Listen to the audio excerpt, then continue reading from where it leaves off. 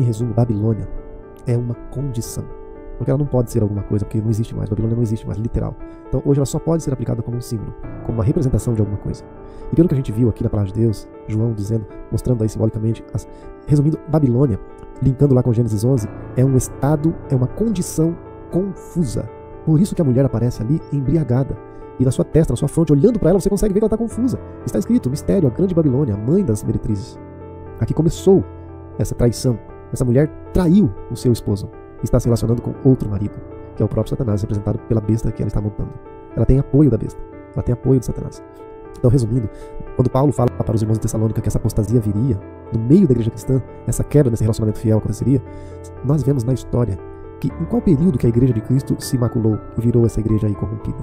Foi exatamente quando o Império Romano estava no cenário e a igreja então cedeu para o Império Romano. Lá em Roma, a igreja cristã não conseguiu manter-se fiel e fez uma união da igreja com o Estado romano. Então agora ela deixou de ser uma igreja fiel ao seu marido Jesus e passou a ter uma união e se transformou numa igreja política e religiosa.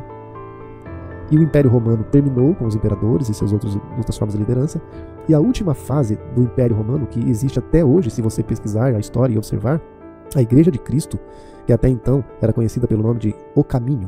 Todos que eram seguidores de Cristo faziam parte dessa chamada seita, porque chamavam de seita, não aceitavam que era a Igreja de Cristo, mas chamavam de seita. Paulo cita essa seita. O Caminho agora passa a receber um outro nome, porque fez aliança com outro marido. Olha aí. Simbolicamente, esse animal representa o Império Romano e Satanás está por trás do Império Romano. Então, quando o Império Romano se une com a Igreja Cristã, ou vice-versa, a Igreja Cristã se une com o Império Romano, ela se torna prostituta. Ela se prostituiu. Ela se prostituiu, quebrou seus laços com seu esposo e casou-se com outro poder. E, infelizmente, a partir desse momento, a Igreja Cristã, agora um detalhe muito importante que a gente abrir aqui para vocês compreenderem, para nós compreendermos, para ficar bem claro mesmo. A Igreja Cristã se prostituiu, ou seja, trocou de marido, apenas em Roma, inicialmente. E por isso, a Igreja de Roma, a Igreja de Cristo, que estava em Roma, se prostituiu. A sua liderança, seus líderes, o bispo ali da Igreja de Roma, se prostitui, unindo-se com outro senhor. E a partir dali, esse pedaço da Igreja Cristã que se prostitui, que Paulo tinha falado para os Tessalonicenses que ia ter essa prostituição, e João vê, em Apocalipse 17, essa mulher simbolizada por aquela mulher embriagada, ele vê isso acontecendo profeticamente. Então, esse pedaço da igreja se prostitui e se transforma em outra instituição que a partir dali começa a receber um nome que todos consigam lembrar e saber o que aconteceu com ela. Porque antes era a Igreja de Cristo, a igreja primitiva, aquela mulher vestida do sol, mas agora, unida a este outro senhor, esse outro marido, ela recebe deste outro senhor como uma mulher que casa com o marido e ela passa a acrescentar no seu nome um nome que lembre o marido também. Então ela passa a receber o nome de Igreja Católica Apostólica Romana. Mas essa é a igreja cristã, Samuel? Sim. Por isso que João ficou admirado lá no capítulo 17. E eu acredito que ele tenha ficado muito triste também. Porque a igreja de Cristo se corrompeu, se prostituiu, casou com outro marido. E acrescentou no seu nome o nome de casamento. Igreja Católica, porque o marido era um dominador do mundo na época, o Império Romano. Então católica quer dizer que abrangia todo o Império, universal, se você pesquisar a palavra católica, significa universal. Então a igreja recebeu poderes universais. Olha o que esse outro marido fez. Recebeu poderes universais, igreja católica. Apostólica, porque derivou dos apóstolos. Você lembra que a igreja do capítulo 12, a mulher do capítulo 12 tinha 12 estrelas? Eram os 12 apóstolos. Então, igreja católica, uma abrangência universal. Apostólica, que derivou dos apóstolos. Romana, que é o nome do maridão.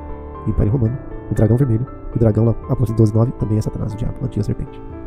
Queridos, é por isso que João se admira tanto quando vai para o deserto, onde a mulher pura fugiu, e ele agora vê a mulher toda deformada, confusa. Então, a partir dessa quebra de relacionamento e troca de maridos, a igreja passa a distribuir confusão. Alguém que está confuso só pode causar confusão. Então, ali as doutrinas se misturaram, as doutrinas da mulher se misturaram com as doutrinas do marido. O marido cria de um jeito, a mulher cria de outro. Eu estou falando do Império Romano, paganismo. Estou falando da mulher cristã, a igreja cristã, que já não é mais tão cristã, ele trocou de marido, é prostituta agora. Então, ele começa uma mistureba de crenças. Estão casados, se casaram, agora tem que ficar na mesma casa. E a casa de Deus, que é a casa da mulher, recebe outro marido. A casa de Deus está confusa. E a partir daquele momento, toda a doutrina cristã se misturou com a doutrina pagã e causa e ainda causará muita confusão na mente de muita gente. Você entendeu?